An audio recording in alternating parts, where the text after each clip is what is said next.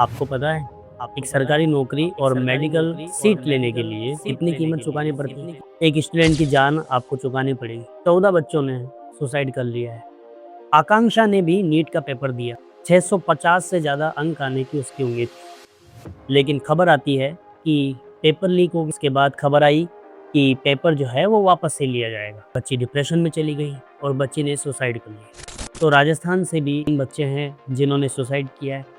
प्रदीप मेघवाल हैं, आकांक्षा, अंशिका, कई सारे बच्चे हैं जिन्होंने सुसाइड किया। पिछले 10-12 सालों में 90 से ज़्यादा पेपर लीक के मामले हमारे देश में हुए हैं। 90 में वो बोल रहा हूँ जो बड़े केस, छोटे केस नहीं है। 4 करोड़ बच्चों का जीवन उससे प्रभावित हुआ है, जिनकी ज़िंदगी बर्बाद हुई है इन पेपर लीक की वजह से। मेहनत करता है बच्चा, पैसा खर्च होता है, टाइम खर्च होता है, ठीक है, दिमाग लगाता है, पेपर देता है, कुछ माफिया उस पेपर को लीक कर देते हैं। तो जो मेहनत करने वाले बच्चे हैं उनका हक मारा जाता है। और जब आप सवाल पूछते हैं कि भाई ये कैसे हो गया, तो आपको एंटी नेशनल का बैज मिल जाता है कि आप एंटी नेशनल हो। इंस्टाग्राम से चला हुआ एक मीम, कॉकरोच जनता पार्टी, एक प्रोटेस्ट ऑर्गेनाइज किया था दिल्ली में।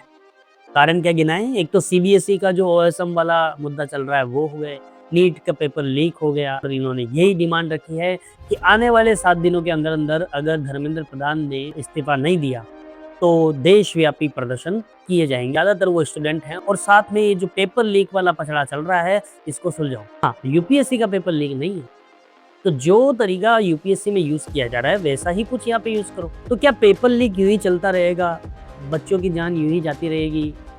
ये एक बहुत ही बड़ा सवाल है। आज की जो जनरेशन है वो जितना अच्छा एजुकेशन लेगी, जितना ज़्यादा उनका स्किल डेवलप होगा, जितना ज़्यादा उनके अंदर सिविक सेंस होगा, उतना ही डेवलपमेंट हमारे देश में होगा। हम अपने देश के बच्चों को ही सपोर्ट नहीं कर सकते, उनकी मेहनत की कदर नहीं कर सकते, तो क्या खाक आप देश को बचा पाओगे? तब सपने में भी नहीं सोच सकते कि आप देश का कितना बुरा कर। तो मेरा मानना है कि हमें उन बच्चों को सपोर्ट करना चाहिए।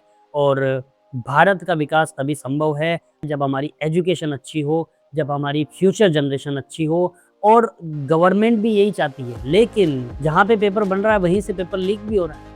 तो इन सब चीज़ों को सरकार रोकने की कोशिश कर रही है। 2024 में उन्होंने कानून भी बनाया, 10-10 साल की उसमें सजा रखी गई है, लेकिन क्या उस कानून के तहत किसी को सजा मिली है? इन 90 प्लस जो मामले हुए हैं उनमें गिरफ्तारियां तो हुई है, सजा नहीं हुई। तो सरकार से दरख्वास्त है मेरी, इसको और थोड़ा स्ट्रिक्ट बनाया जाए और इस पर एक्शन भी लिया जाए। सरकार सब कर सकती है और उम्मीद है सरकार करेगी। देखते हैं प्रोटेस्ट वापस होता है या फिर धर्मेंद्र प्रधान इस्तीफा देते हैं। जय हिंद, जय भारत।